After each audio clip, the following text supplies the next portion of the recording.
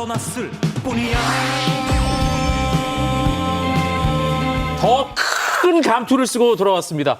윤희석 국민의힘 선임 대변인 그리고 김성회 정치연구소 Y 소장 모셨습니다. 어서 오세요. 안녕하세요. 네. 일단 축하의 박수 한번 좀 드리겠습니다. 감사합니다. 네. 네. 대변인에서 선임 대변인으로 승격하셨습니다. 어떤 각오로 임하실지 한 말씀 듣고 싶습니다. 우선 제가 김기현 1기에서도 대변인을 맡았었는데 국민적 평가가 좋지 않아서 송구하다는 말씀을 먼저 드리고요. 김기현 2기가 됐는데 저는 김기현 비대위라고 생각합니다. 비상한 각오로 임해서 다시 한번 국민의 신임을 받는데 일조하도록 분발하겠습니다. 네. 선임 대변인 입에서 김기현 비대위다. 네. 이런 얘기가 나왔습니다. 김기현 2기 체제 오자 토크로 평가해 주신다면요? 야당 입장에선 아유 잘했어. 예, 너무 좋습니다. 이대로만 가. 예, 말씀드리고 싶습니다. 예. 그래요? 뭐 김기현 대표님 모시고 또 네. 윤석열 대통령께서 얼굴 하시면서 타운홀 미팅도 다니시고 치맥도 하시고 민생 돌보시면서 총선을 치르는 그림 너무 아름답지 않습니까? 예, 쭉 이대로 가주셨으면 좋겠습니다. 이런 얘기 들으면 더 분발하셔야겠습니다. 그렇죠. 예. 무슨 말씀인지는 아는데요. 제가 분명히 그랬어요. 사람은 같지만 비대위다. 그만큼 비상한 각오다. 네, 기억해 두겠습니다. 그 발언. 관련해서 여러 가지 여진이 오늘까지 계속되고 있습니다. 관련한 오늘의 첫 번째 감정 발언 보고 오시죠.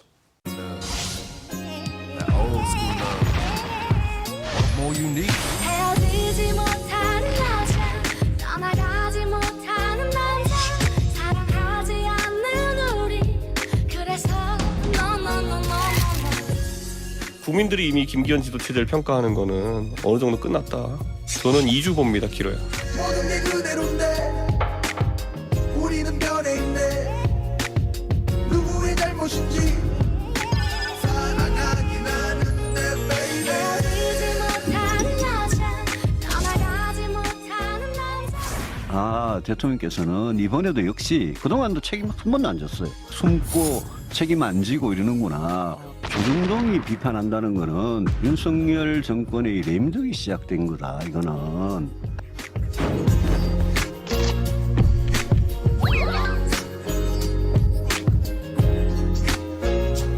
네, 감정받을 발언은 유승민 전 의원의 발언인데요.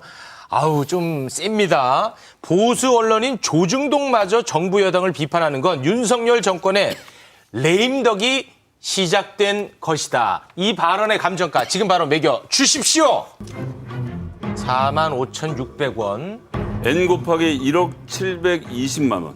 네, 일단 한숨 돌리고 계시는 동안에 여기부터 한번 좀 들어보겠습니다. N 곱하기 1억 720만 원. 선거를 마치고 나면요. 교섭단체가 안 된, 즉 20석 이하의 군소정당의 경우에는 의원 한 사람이 한 분기에 국고 지원을 대충 이 정도 받습니다. 매년 약간 물가 변동률이 있지만 2021년을 기준으로 해서 한 사람당 1억씩 나온다. 지금 유승민 의원의 레임덕 발언은 사실상 분당선언, 출당선언, 탈당선언 뭐라고 이름을 붙여도 다음번 총선을 국민의힘에서는 못 치르겠다라는 선언으로 보거든요. 이준석 대표가 최근에 CBS 한판 승부에서도 100일까지만 기다려보겠다라는 취지의 발언을 했던 바도 있고요. 100일 때 비대위를 만들지 못하면 국민의힘이 선거에서 승리할 가능성이 없다. 4월 10일 총선 전 100일 말씀하시는 그렇죠. 거죠? 그때까지 기다려보고 안 되면 안 되겠다라는 이런 모든 기운들이 모여졌는데 그래서 제가 유승민 의원에게 이렇게 아주 작은 교섭단체도 안 되는 정당 활동은 안 해보셨을 테니까 요 정도 돈이 든다라는 팁을 드렸습니다. 네.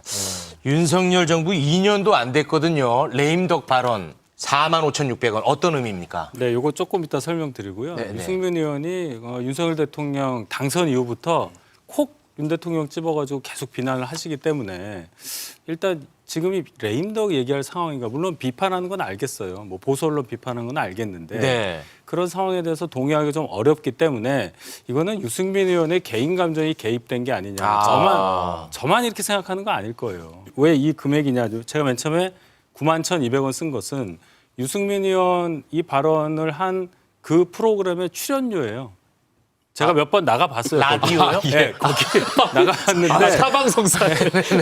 두 번 나가니까 18만 2,400원 들어오더라고요. 너무 디테일하게 한 번이면 이거니까 앞에 부분은 맞는 말이니까 보수 언론이 비판하는 거. 네. 근데 뒷부분은 틀렸으니까 제가 반만. 아. 그래서 45,600원. 네네, 알겠습니다. 네. 없네요. CBS 관계자 여러분들이 보고 어떻게 생각하세요? 예, 아까 어떤 방송인지 말씀하지 마시고요. 네. 지금 실제로 보면 조선일보, 중앙일보, 동아일보 다 이기 체제에 대해서 아주 매섭게 비판을 가하고 있습니다. 톤이 상당히 강하더라고요. 네, 지금 당내에서는 이거 어떻게 진짜 받아들이고 있습니까? 이제 보수 언론마저 걱정이 많은 거죠. 예, 저희 입장에서도 마음이 무겁습니다. 핵심은 왜 김기현 대표라는 간판이 안 바뀌었냐 이 얘기 아니겠어요? 6개월이 남은 시점에서 뭐 새로 비대위가 들어오거나 저희가 비대위 많이 해봤잖아요. 비대위 전문 정당이라 할 수 있는데 비대위 해봤자 별게 없더라고요. 아. 결론은 6개월 남았으니까 지금 이 체제 골간 정도만 유지하고 네. 바꿀 건 다 바꾸자. 그래서 제가 비대위라고 한 거예요. 예, 그런 차원으로 간다. 그래서 저희가 뭐 당 체제를 바꿀 수 있는 혁신이 이것도 이제 곧 띄울 거고 네. 여러 사례를 연구하고 있습니다. 국민 여러분들께 조금만 지켜봐 달라는 말씀 드리겠습니다. 네. 윤석열 지도부가 사실상 총선을 지휘하는 거거든요. 비대위는 말도 안 되는 얘기입니다. 왜냐? 대통령은 본인 얼굴로 총선을 치르려고 하는데 그 옆에 비대위원장이랍시고 누가 같이 얼굴을 들이밀어요? 있을 수 없는 일이죠. 김기현 비대위로 가는 게 가장 좋죠. 왜냐하면 김기현은 아무리 튀려고 해도 보이지 않거든요. 그러면 윤석열 대통령이 본인 계획대로 자기 얼굴로 선거를 치를 수 있는 거고 그래서 지금 수습책으로 뭐가 나옵니까? 소통해야 된다. 이런 말씀하시면서 회의도 이제 야외에서 하세요. 아, 네. 예, 용산 앞에 어린이 공원에 모여서 회의를 하는데 용산 어린이 정원. 예. 저 장면을 보시면 되게 특이한 걸 보실 수 있는데 넥타이를 맨 비서관과 매지 않은 비서관이 있죠.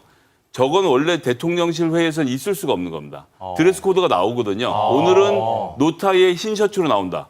근데 저기 어떤 분은 파란 셔츠, 어떤 분은 타이를 메고 이렇게 막 섞여 있는 것 자체가 네. 누군가 기획해서 그림을 만들고 자 대통령실은 이만큼 허심탄회하게 화기애애하게 회의를 하고 있다. 네. 자유로운 라고 분위기다. 설명하면서 그렇죠. 아. 그러면서 한 발 더 나가서 내가 가서 타운홀 미팅만 하면 뭐 중소상공인도 만나고 이렇게 만나면 지금의 이런 어려움은 다 극복될 것이다라고 대통령이 굳게 믿고 있는 거 아닙니까? 저는 뭐 대화를 나누는 건 나쁘지 않으니까 가서 만나보시라. 근데 이미지로 지금 민생이 해결될까 걱정이 많이 됩니다. 네. 뭐 소통을 앞으로 잘하겠다라는 어떤 신호탄 정도로 해석해 주시면 어떨까 네, 싶습니다. 그러니까 당이랑 일단 좀 하셔라. 아, 당이랑 소통을 좀 해라. 아유, 선거가 그렇게 어려울 것 같았으면 진작 말을 하지라고 대통령이 말씀하셨다라는 동아일보의 보던 전 정말 충격적이었거든요. 강서 선거가 어려운지를 대통령이 몰랐다는 게 말이 됩니까? 네. 그리고 이제 와서 당에다 전부 다 책임을 떠넘기고 아니 어려운 일 있으면 용기를 내서 우리한테 말을 해라고 대통령실이 말하는 것 자체가 전 좀 네. 보기 있게 안쓰럽더라고요. 그럼 제가 요 대신 한번 여쭤봐 드리겠습니다. 대통령실 관계자가 이런 얘기를 또 했습니다. 앞으로 당 네. 대통령실만 쳐다보지 말고 국민을 좀 쳐다봐라. 그리고 대통령실에 쓴소리도 좀 해라. 이런 얘기를 했던데 쓴소리 가능하십니까? 가능하죠. 지금까지도 해왔어요. 그게 과연 어떤 쓴소리를 하셨죠? 그러니까 언론에 공개된 부분이 적어서 그런데요. 네. 자, 김기현 대표가 지난번 일요일 날 의원총회 때 마지막에 발언을 좀 한 30-40분 하셨는데 네. 거기에 얘기가 다 나와 있어요. 네. 의원들도 궁금한 부분이 있을 거 아닙니까? 왜 대통령실에 이런 얘기를 안 했느냐 뭐 이런 질문들이 나왔기 때문에 네. 김기현 대표가 이랬습니다. 여러 가지 제안을 했다. 제가 뭐 구체적인 사례는 얘기 안 하겠어요. 당에서 반대한 것도 전달을 했다. 그래서 바뀐 것도 있다. 그런데 이거를 낱낱이 다 밝히기가 어려운 거 아니냐. 그러니까 소통이 안 된다는 얘기는 그건 맞지 않다. 그렇게 의원들을 설득을 했고 결국은 그래서 김기현 대표는 의원총회에서 재신임을 받은 결과가 됐어요. 예, 굉장히 더 탄탄해졌다고 저는 봅니다. 아니, 그러니까 가령 이런 거죠. 이번 강서구청장 보궐선거. 저는 뭐 사실 여부는 모르겠는데 세간의 평가. 네. 윤석열 대통령이 복권을 해줬고 네. 당에서는 공천을 하지 않겠다라는 입장이 나왔었는데 다시 또 공천을 했단 말이에요. 그럴 때 왜 당에서 이건 안 된다 이런 목소리를 내지 않았을까 하는 궁금증이 있거든요. 세간의 궁금증. 그러니까 그게 공천을 해야 된다는 목소리가 왜 용산에서부터 대통령실에서부터 받았다 이렇게 아예 전제를 깔고 있느냐는 거예요. 네. 그런 증거는 없어요. 네. 무슨 얘기냐면 맞습니다. 처음에 저희가 김태우 전 구청장이 사면 복권됐을 때 공천 여부에 대해서 부정적으로 봤어요. 네. 아무도 처음에 그 생각 안 했는데 왜 정부 여당이 후보를 안 낼 생각을 하느냐라는 얘기 하나 있었고요. 아. 두 번째는 사면 복권이 됐다는 것은 그 유죄 판결 난 부분이 부당하다는 의사표시인데 거기에 대해서 당이 반응하지 않으면 네. 그거는 좋은 일이 아니다. 그런 여론이 있었고 네. 또 일부에서는 이런 상황이라면 당선도 가능한 그런 상황이기 때문에 여당 입장에서는 후보를 내자. 네. 이런 여론에 귀를 기울인 결과도 있습니다. 네. 그러니까 이걸 아주 단순하게 용산에서 당에다가 공천해. 그러니까 네. 그리고 공천했냐? 그건 아니에요. 아. 그건 만화라고 저는 생각합니다. 네. 그렇게 단순하게 되지가 않거든요. 그러니까 김성애 위원 같은 분들, 네. 이런 류의 분들은요. 네. 이번 강서구청장 보궐선거 참패의 원인을 네. 대통령에 있다라는 이야기를 하는데 이거는 있을 수 없는 일이군요. 선거는 당이 치르는 거예요. 당 저희 책임이다. 당에서 네. 공천한 겁니다. 그것도 그냥 전략 공천한 게 아니라 경선이라는 방식을 통해서 후보 자격을 받은 거예요. 이분은 피선거권이 갖고 있는 거잖아요. 네. 그런 과정을 거쳤으니까 대통령을 비난하시고 싶은 의도는 알겠으나 사실관계 여부부터 시작해서 정치적인 여러 가지 환경을 다 고려하신 후에 네. 비판을 하셔도 하시는 게 자, 맞지 않을까요? 비판을 좀 바꿀 의도가 있나요? 요런 평가가 지금 국민의힘에 나오고 있기 때문에 네. 아유 잘했어라고 이제 평가를 드리는 건데 자 요즘 제가 아침에 일어나면 소위 말하는 보수 일간지들을 한 2시간씩 탐독하는 재미로 살고 있는데요. 왜죠? 그 안에 정말 쏠쏠한 정보들이 많이 들어있더라고요. 제가 최근에 읽었던 것 중에 최고봉은 김기현 대표의 억울함을 해소하는 내용인데 김기현 대표가 지금 있던 3명의 강서구청장 후보군 중에 김태우 후보를 제외하고 나머지 2사람 중에서 공천할 걸 고민하고 있는데 대통령실에서 아니 김태우를 여기서 빼면 대통령이 사면을 한 게 사람들이 이상하게 생각할 거 아닙니까? 라고 해서 김태우를 넣어서 공천할 수밖에 없었다라는 보수 일간지의 김영 칼럼을 제가 읽으면서 네. 그분들이 없는 얘기를 지어내면서 정부 여당을 공격할 지금 여당을 공격할 분들은 아니거든요. 네. 이런 정도까지 가 있다라고 하면 그 대통령실이 사실상 공천을 주도했다고 보는 게 맞기 때문에 네. 뭐 그런 상황에서 저런 결과가 나오는 건 너무 당연하지 않나 싶은데요. 아니, 제가 참 그 이재명 대표 뭐 구속영장 발부 이 시점에 여기를 나왔어야 되는데 안 불러주셔가지고 지금 나와가지고 저도 그때는 진보 언론 보는 재미로 살았어요. 아 재밌는데? 자주 불러주세요. 근데 눈물은 자꾸 이제 아니, 저는 이준석 대표가 아니에요. 왜 울어요? 아, 자, 이준석 대표 얘기 나왔으니까 그럼 요거 한번 여쭤보겠습니다. 네. 이런 얘기를 했습니다. 윤석열 대통령의 지지율이 20%대로 떨어질 것이다. 아. 그리고 김기현 체제는 2주를 못 갈 것이다. 라고 예언했는데 참으로 공교롭게도 오늘 또 한 여론조사가 나왔는데 미디어 토마토 여론조사였죠. 예, 윤석열 대통령의 지지율이 20%대가 나왔더라고요. 29.2%의 네, 맞습니다. 지지율이 예. 나왔습니다. 예. 한 말씀 부탁드립니다. 이준석 대표가 뭐 점쟁이는 아니고 제가 볼 때는 뭐 강서구청장 선거 결과도 뭐 맞췄다 이러는데 그거 더하고 나누기 할 줄 알면 나올 수 있는 얘기예요. 대충 그 정도 생각한 분들도 있고 사이비 평론이라고 하지 않았습니까? 그건 제가 한 게 아니라 다른 분이 하신 거고 저도 비슷하게 생각했어요. 그리고 여의도연구원은 0.3% 차이로 맞췄어요. 저희는 알고 있었고 두 번째 이제 지지율 얘기하시는데 뭐 29.몇 프로 나와서 2자가 나왔다 앞에 그래서 놀라시는데 뭐 여론조사 출렁일 수 있다는 것도 네, 이건 네. 확률이잖아요. 네, 네. 예, 잠정치니까 어쨌든 저희가 무겁게 받아들일 부분은 있죠. 네. 이준석 대표가 자꾸 밖에 나가서 이렇게 뭔가 문어처럼 월드컵 때 그렇게 얘기하는 거 여당의 대표를 지낸 입장에서는 그렇게 본인 정치 행보에 좋아 보이진 않아요. 네. 예. 모 언론 보도에 이런 얘기가 있더라고요. 이번 여당 인선 전에 윤 대통령과 소위 윤핵관 핵심 인물이 독대를 했다. 그게 또 반영이 됐다. 이런 보도가 있고 막 계속 그런 얘기가 있습니다. 이 네. 부분에 대해서 어떻게 생각하십니까? 그런 보도를 제가 봤고요. 예. 뭐 독대했는지 여부하고 그 독대 결과 인선이 영향을 미쳤냐 이게 중요한 거 아니에요. 네. 뭐 독대한 것과 이건 별개니까요. 근데 그런 보도를 제가 보면서 아까도 말씀드렸지만 김기현 대표 현재 상황을 봐야 된다고 봐요. 엄연히 민주적 정당성을 갖고 출범한 지도부의 대표이고 이번에 의원총회에 사실상 재신임을 얻었고 세간에서 얘기하던 비대위 출범 가능성을 완전히 없애버린 스스로 그것을 증명한 그런 대표예요. 그런 대표가 인선을 하는데 말씀하신 뭐 윤핵관 누군지는 모르겠습니다. 뭐 특정 누구를 떠올리는 분들도 있는데 그분의 영향을 받아 인선을 한다? 저는 상상을 할 있을 수가 수 없는 없어요. 일이다. 그게 가능하다고 생각하세요? 저는 너무 떠오르는데요. 김장김치 단골철이 오지 않았습니까? 예, 작년에도 김장김치를 담궜잖아요. 김장년대 뭐 이런 얘기 아, 하고 네, 있었는데. 기억나시죠? 예, 김장김치 딱 지금 철이잖아요. 예. 요새 누가 김장을 해요? 김장 하시는 분도 있어요.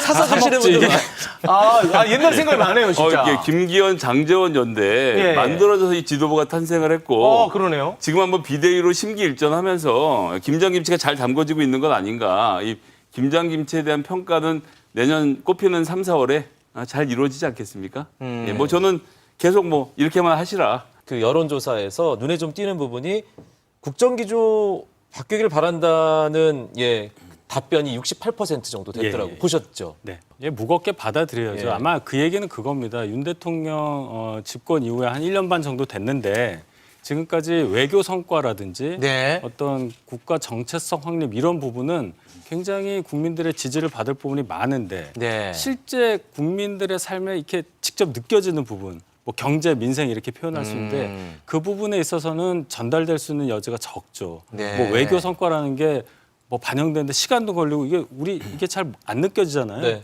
그런 부분에 있어서 좀 더 국민들이 실제적으로 접촉할 수 있는, 느낄 수 있는 부분에 신경을 써달라. 그런 의미로 저희는 받아들입니다. 알겠습니다. 온건당에 처음 있는 일이었지만 마지막이 되면 안 됩니다. 꼭 그렇게 다시 됐으면 좋겠습니다. 아픈 사람과는 상대하지 않겠다라고 얘기를 하더라고요. 오로지 나만 옳고 다른 사람의 얘기에 대해서는 아예 들을 가치를 끊어버리게 되는 소통 방식이 저는 문제가 있다고 보고요. 어려운 선거인 걸 알면서도 여러 번 강서에 와서 헌신하고 고생한 분들을 그렇게 조롱하고 놀리는 게 말이 됩니까? 안철수라는 우리 당의 소중한 자산에 대한 인간적인 예의가 아닌 거잖아요. 저는 정치인이 되기 전에 인간이 먼저 되라라는 많은 요구를 우리 당원들이 이준석 전 대표에게 하고 있다고 생각합니다. 요즘 그 발언을 보면 굉장히 셉니다. 강해요. 예, 안철수 의원, 이준석 전 대표 싸움이 격화되고 있습니다. 거기에 참전하는 분들도 많아지는 것 같고요. 기자회견도 열고. 당내에서는 이 상황 어떻게 보고 있습니까? 당내에서. 당의 입이니까 네. 오늘 말 한마디가 좀 당내에서. 중량감이 느껴집니다. 누구 편이에요? 아니, 부담 주지 마세요. 네. 저는 솔직하게 다 얘기할게요. 예. 솔직히 관심이 없어요. 이 싸움에 대해서요? 예, 이 두 분이 저희 당에 함께 있을 때 있었던 일로 해서 이런 구원이 생겨서 싸운다 이러면은 뭐 어떻게 하겠는데 저희 당이 아닌 바른미래당 2018년도 재보궐선거 공천 과정에서 안철수, 이준석 두 분이 싸우게 되거든요. 네. 그 악연이 여기까지 오는 거예요. 저희가 어떻게 할 수가 없어요. 네. 저는 솔직히 얘기해서 이 두 개인 간의 일을 공론회장으로 갖고 오는 것에 대해서 반대하고요. 네. 감히 말하자면 개인적으로 해결하시라. 두 분이 따로 만나시든 뭐 현피를 뜨든 그렇게 하시라. 선임 대변인 공당의 품격을 선임 좀. 대변인. 네. 품격을 좀. 네, 더 라이브에 맞추려고 했는데 제가 오버했습니다. 네. 아, 저희가 뭐 예능은 맞습니다만. 예. 아니 그러면 그런 생각을 가지고 계신다면 지도부에서 이 싸움을 중재하려는 시도는 없습니까? 중재를 한다는 것 자체가 제가 말씀드렸지만 어디서부터 해야 될지 맥락을 모르는 거예요. 네. 한 분은 뭔가 이렇게 비속어를 썼다고 해서 비아냥거렸다고 느끼는 거고 네. 한 분은 내 의도는 그게 아닌데 그것을 나를 비난하는 소재로 썼다는 건데 네. 거기에 어떻게 당의 지도부가 개입할 여지가 있겠습니까? 네. 그럼 이준석 전 대표의 기자회견에 대해서는 어떤 생각을 갖고 있습니까? 저는 그 이준석 대표의 그 발언 내용에 대해서는 네. 저희 당에 피가 되고 살이 되는 말들이 그래요? 많았다고 생각해요. 오. 예, 이준석 대표가 그렇게 틀린 말하는 분이 아니라고 저는. 그래요? 아니 거기 이런 말까지 있었는데 윤석열 대통령은 오류를 인정해야 된다고 했는데요. 뭐 대통령의 무오류의 존재는 아니죠. 그러나 제가 네. 많다고 그랬지 다 맞다고는 안 했어요. 예. 그런데 이런 생각을 해봅니다. 이준석 대표가 이렇게 옳은 말을 하는데 왜 평가가 이렇게 박하냐. 이 전달하는 형식, 방식, 단어 선택, 그 단어의 수준 이런 것들이 맞지 않아서 그래요. 그래서 그 메시지의 순도가 많이 깎인다. 네. 만약 저보고 이준석 대표에게 뭔가 조언을 하라고 한다면 저는 발언할 때 그 단어의 선택 부분을 많이 얘기하고 싶고 네. 표정 관리도 해야 한다. 네. 눈물 흘린 거는 그렇게 좋아 보이지 않았어요. 알겠습니다.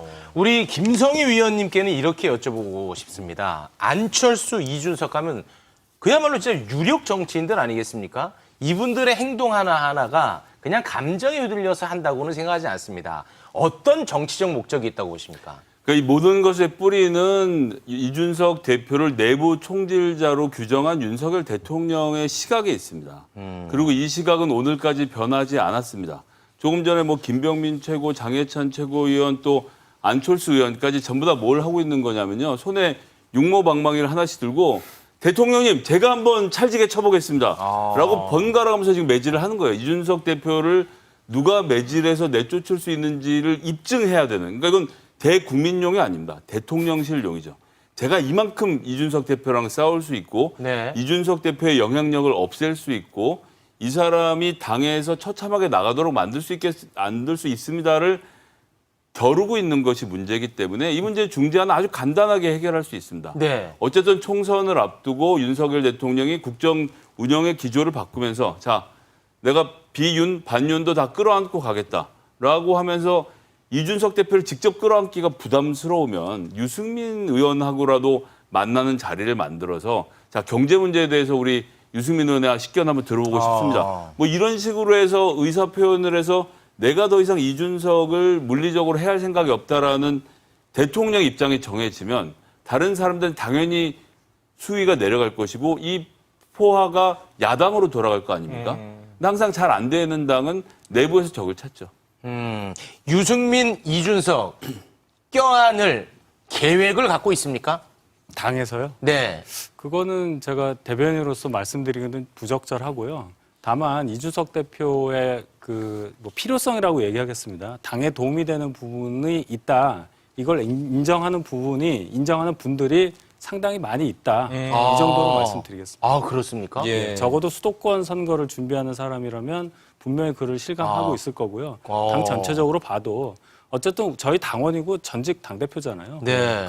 그분과 같이 하는 게 나쁘냐 좋으냐의 차원에서 보면 좋은 점이 하나라도 더 많다고 생각합니다. 그럼 김성애 소장님이 이야기한 이준석 때리기 경쟁을 펼치고 있다라는 말은 현실과는 동떨어진 이야기군요. 생각이 좀 다른 분들은 그렇게 할 수도 있겠죠. 근데 아까 말씀하신 뭐 유승민 대표와 대통령이 만난다라든지 뭐 이런 부분 상상의 영역이라고 보실 수도 있는데 네. 이거 한번 생각해 보시면 어떨까요? 윤 대통령이 대선 2개월 전에 선대위를 해체한 분이에요.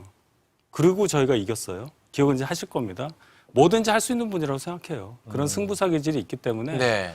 저희가 총선 준비하는 과정에서 그런 부분도 한번 기대해 본다 이런 네. 말씀 드립니다. 당 차원에서 제안할 생각도 있나요? 대통령께요? 예. 제가 대표가 아닌데요. 제기에는 누구 말도 안 듣겠다라는 선대위 해체 말씀하셔서 깜짝 놀랐습니다. 김종인 대표도 쳐내고 뭐 유승민 쳐내고 다 내 마이웨이로 갈 수 있다고 하시는데 글쎄요. 그 검사라면 모르겠지만 대통령이라고 하면 조금 더 국민들 입장에서 좀 더 넓게 보시는 게 좋지 않을까. 예, 뭐 그런 조언을 드려봅니다. 예. 네. 민주당이 마냥 웃을 수만은 없는 분위기입니다. 백현동 사건으로 불구속 기소한 지 나흘 만에 검찰이 이재명 민주당 대표를 위증교사 혐의로 어제 또 기소했습니다. 이재명 대표 수사와 관련해 오늘 국감장에서도 질문 쏟아졌는데요. 보고 오시죠. 김영배 의원님 질의하시기 바랍니다. 예, 저는 이재명 대표 사건 관련해서 좀 여쭤보려고 합니다. 영장 청구를 국회로 보낼 때 수원지검에 있던 대북송금 사건 가져왔다가 기각이 되니까 지금 다시 수원으로 내려보냈거든요. 역대급 꼼수 아닙니까? 이게 하나 가지고 자신이 없으니까 이것저것 갖다 붙여가지고 그럴듯하게 포장해서 뭔가 상당히 부풀려서 이렇게 시도를 해본 거 아닌가요? 한 건 한 건 모두 중대 사안이고 구속 사안이라 생각합니다. 그러면 그 세 건을 의원님 말씀처럼 건건이 별도로 구속영장을 청구했어야 합니까? 그래서 모아서 한 겁니다. 편의를 위해서 오히려 그럼 한 건 한 건이 제 판단으로는 구속 사안입니다. 그 판단이 잘못된 게 증명됐잖아요. 증명되지 않았습니다. 네, 이재명 대표는 오늘도 재판을 네. 받았습니다. 재판을 받아야 할 일들이 계속해서 늘어나는 분위기고요. 뭐 주 2회 재판 나가게 생겼다라는 얘기도 나오는데 어떻게 보고 계십니까? 언제 또 주4회 재판을 나간다 그러다 이제 주2회 재판 나가니까 주2회 재판이 리스크다. 그래서 무슨 뭐 재판 리스크, 그전에 또 검사 리스크, 구속 리스크, 영장 리스크, 5만 종류의 리스크란 말을 만들어내고 있는데 이재명 대표는 멀쩡히 당무를 잘 소화하고 있고 본인 할 일들을 하고 있거든요.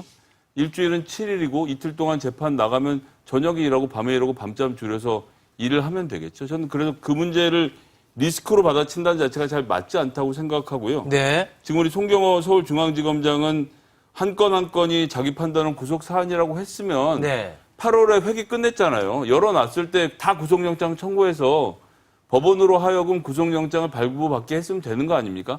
정치적 판단을 하고 있는 것은 검찰이라고 보고요. 김영배 의원의 질문에 대해서 증명이 되지 않았다라고 말씀하시니까 야, 뭐 이런 정도 신앙생활 하시는 분들은 신앙생활 그냥 굳건하게 하셔야지 다른 방법이 떠오르질 않네요. 신앙생활이라는 게 뭐죠? 그러니까 검찰은 사법부가 아니에요. 네. 판사가 정하는 거거든요. 네. 영장 전담 판사가 구속에 이르지 않는다라고 판단했으면 검사가 그걸 받아들이고 아이고 우리가 부족했네. 그럼 불구속 기소해서 재판에 가서 유죄를 받아야지 라고 생각하는 게 정상적인 검사인데 한 번 더 치면 다음번엔 반드시 나올 것입니다라는 신앙생활을 하면 또 영장을 치겠죠. 아마 12월에. 영장을 또 칠 저는 가능성. 또 칠 거라고 봅니다. 예, 이 신앙생활이니까요. 그리고 이제 입증을 해야 되니까. 대통령이 법무부 장관님 제가 여기서 싸우고 있습니다. 제가 이번에 기도 많이 했습니다. 이번에 영장 치면 꼭 나올 겁니다. 기우제로 계속 드릴 수밖에 없는 검찰의 어떤 그런 한심한 신세를 잘 보여주는 증명되지 않았습니다라는 대사가 아닌가. 이 부분에서는 제가 좀 웃어야 되겠어요. 네. 구속영장 기각이 무죄라는 신앙을 계속 갖고 계세요. 전 구속영장 굉장히 좋아요. 저는. 아니, 구속영장 기각이 무죄라고 전혀 생각하지 않습니다. 근데 왜 웃으시죠? 판사가 법원에 가서 판단하면 되는 문제니까요. 판사가 유죄를 내리면 유죄죠. 그러니까 예. 자 저는 이 받아들여야지, 부분을 당연히. 봐요. 이재명 대표가 구속영장 기각 이후에 나오셨는데 표정이 떨떠름하더라고요. 그래서 왜 그럴까 봤더니 그 중에 위증교사 관련 부분에 혐의가 소명됐다는 얘기가 있잖아요. 그렇죠. 민주당에 계신 분들이 진짜 이재명 대표를 걱정한다면 그거 걱정을 해야 돼요. 이 부분은 유죄의 가능성이 상당히 높잖아요. 이재명 대표 떨떠름한 거예요. 다른 건 모르겠는데 그거 피선거권 무조건 박탈됩니다. 유죄 인정되면. 그럼 대선 못 나와요. 네. 근데 아무도 그 얘기 안 하고 우리 영장 기각됐으니까 강서구청장 선거 좋아지고 추석 밥상이 너무 좋았어. 이 얘기만 하니까 아마 이재명 대표는 엄청 섭섭하지 않았을까. 네. 그렇게 보는데요. 그 정치 일정에 맞춘 수사다라는 게 민주당의 입장이잖아요. 거기에 대해서는 어떻게 생각하세요? 그러니까 방금 전에 그 회기 안 됐을 때, 회기가 비었을 때 영장을 청구하면 되지 않냐 얘기인데 굉장히 오만한 얘기예요. 어느 피해자가 자기 구속영장에 대해서 어느 날 영장을 쳐주세요 이런 말 할 수 있겠어요. 네. 그렇지 않아요? 이재명 대표가 무슨 특권 의식에 쩔어 있다 이런 표현도 있는데 안 그러길 바래요. 그런 얘기 하시면 제가 또 웃죠. 보통 이제 검찰의 수사는 3개월에서 6개월 안에 마무리 짓고 기소하는 것이 지금까지의 상례인데 2년 동안 도대체 몇 건을 가지고 얼마나 하는지 누가 봐도 정치적인 타이밍을 본 기소라고 판단하고 있습니다. 사건이 크잖아요. 의혹이 많고. 그러니까 그런 거죠. 그런 분을 대표로 선택한 민주당의 선택이니까 네. 저희가 뭐 더 얘기는 안 하겠습니다. 네, 지금 뭐 많은 건 중에 국민의힘에서 가장 크게 보는 건은 뭔가요? 너무 많아서 뭐 백현동, 대장동, 뭐 대북선거 많은데 네. 복잡하니까 제가 딱 그 부분만 얘기하는 거예요. 구속영장 이런 거 말고 네네. 판사의 입으로 나온 혐의가 소명됐다. 위증교사. 위증교사. 네. 이 부분을 일단 집중해서 봐야 되겠죠. 네. 분리기소합니다. 그거는. 네, 알겠습니다. 알겠습니다. 함께해 주신 두 분 대단히 고맙습니다. 오랜만에 반가웠습니다. 고맙습니다. 예.